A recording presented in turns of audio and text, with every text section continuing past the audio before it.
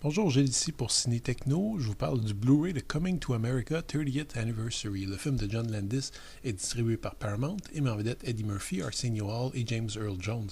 Sorti en magasin le 12 juin 2018.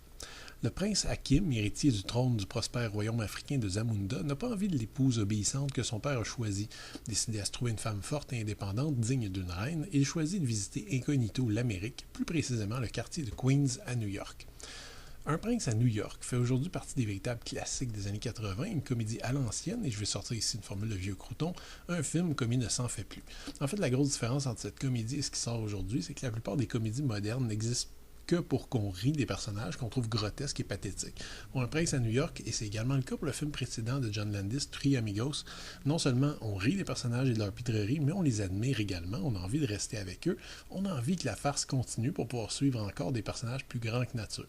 Il faut aussi dire que Coming to America est un pur produit de son époque, mais qui a quand même admirablement bien vieilli, et ça pour deux raisons. La première, c'est que Coming to America n'a pas peur de jeter un regard sarcastique et narquois sur son propre contexte culturel des années 80. Il y a des moments de parodie pure, comme celle de l'hilarante publicité de Soul Glow, qui côtoie des observations plus fines, notamment sur le capitalisme des années 80 et la quête effrénée de l'argent, dont le fameux restaurant McDowell en est le parfait exemple.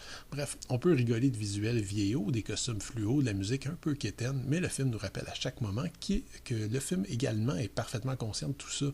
Le deuxième élément qui en fait un film vraiment marquant, c'est sa description de personnages presque tous africains ou afro-américains dans un scénario qui ne tombe jamais dans la victimisation, la description de misère humaine, qui en fait ne fait jamais référence au moindre élément de racisme. J'avais pas compris ça plus jeune, mais en revoyant le film aujourd'hui, après tous les événements récents aux États-Unis, le mouvement Black Lives Matter, la recrudescence du racisme affiché et même le succès phénoménal d'un film comme Black Panther cette année, bref, dans un tel contexte, voir un blockbuster américain qui mettait en vedette des Afro-Américains dans des rôles assez complexes, intéressants, drôles, mais jamais ridicules, et qui date de 1988 en plus, ben, ça surprend agréablement et ça fait finalement du bien.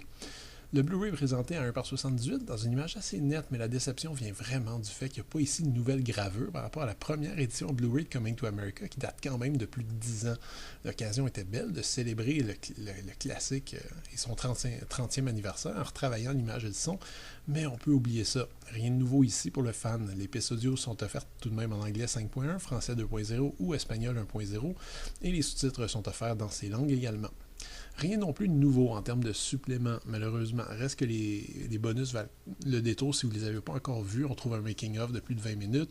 On trouve aussi 3 featurettes portant sur les costumes, les maquillages et sur la musique, respectivement. Une entrevue très courte avec Eddie Murphy et Arsenio Hall qui date de 1989, une galerie photo et une bande-annonce. En fait, la seule véritable nouveauté de cette édition, c'est qu'elle vient avec une copie digitale. Coming to America, Un prince à New York, est un de mes films préférés des années 80. C'est un conte de fées moderne, extraordinairement inventif dans ses situations comiques, joué avec beaucoup de conviction par des vedettes motivées et porté par un rythme vraiment vivant.